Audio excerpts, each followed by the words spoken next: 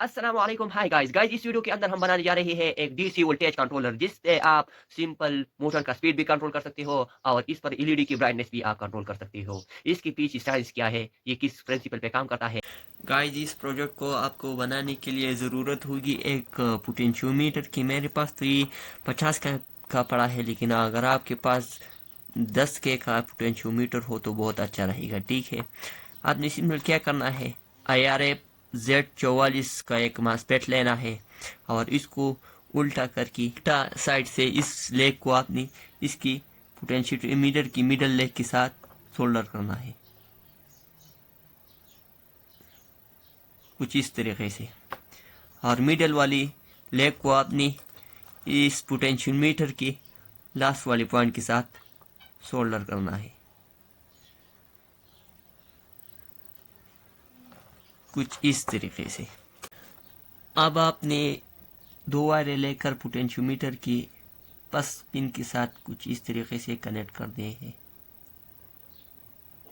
एक वायर हमारा इसकी निगेटिव इनपुट हो गया और एक निगेटिव आउटपुट हो गया।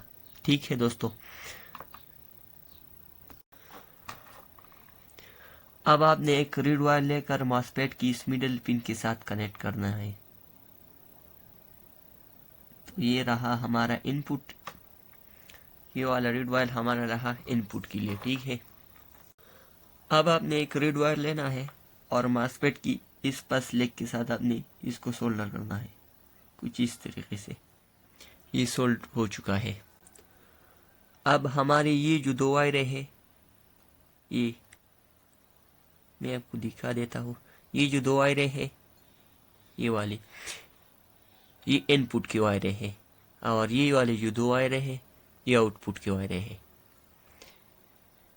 पर हीट सिंक लगाना है ताकि ये ज़्यादा हीट ना हो जाए हमारा मॉसफेट। ठीक है, तो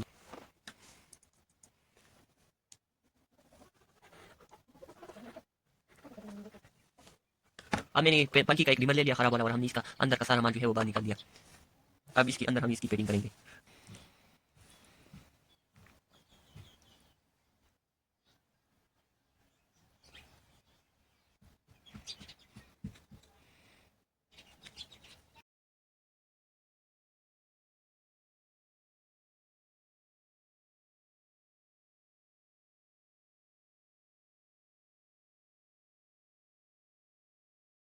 मैंने इसको इस मोटर के साथ कनेक्ट कर दिया है और अब मैं इसकी स्पीड आपको दिखा देता हूँ कि किस तरह आप इसकी स्पीड को कंट्रोल कर सकते हैं।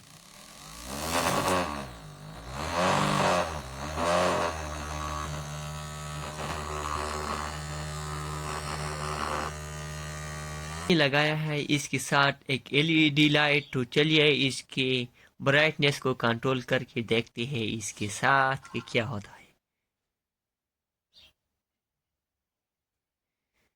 यार ये मेरे एक्सपेक्टेशन से भी ज़्यादा अच्छा काम कर रहा है। जैसे कि आप देख पा रहे हैं, इसकी ब्राइटनेस को आप जितना कम कर सकते हो, जितना आपको ज़रूरत होती है उतना आप कर सकते हो इसके साथ। तो ये एक बेहतरीन चीज़ है, आप इसे घर पे ट्राई कर सकते हो। गाइस जब भी हम पोटेंशियोमीटर को एंटी क्लॉकवाइज घुमाते हैं तो उससे क्या होता है, हमारे गेट और ड्रेन के दरमियान जो रेजिस्टेंस है वो कम हो जाते हैं। यहाँ से यहाँ तक जो हमारा रेजिस्टेंस है वो कम हो जाता है। ठीक है, जिससे हमारा पोटेंशियल डिफरेंस जो है वो बढ़ जाता है।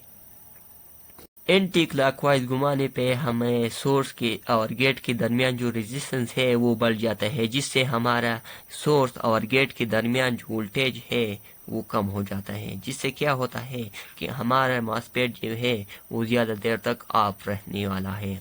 उसी तरह क्लॉकवाइज घुमाने से हमारे गेट और सोर्स के दरमियान रेजिस्टेंस जो है वो कम हो जाता है। जिससे क्या होता है कि इसके दरमियान जो पोटेंशियल डिफरेंस है वो बढ़ जाता है।